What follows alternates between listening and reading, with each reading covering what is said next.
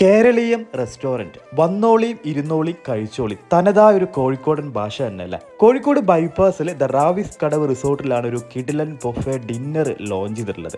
അതും വെറും 10 ദിവസത്തേക്ക് 80ൽ പരം വിഭവങ്ങളുമായിട്ടൊരു കിഡിലൻ ഡിന്നർ മെനു ആണ് ഇവിടെ സെറ്റ് ചെയ്തിട്ടുള്ളത്.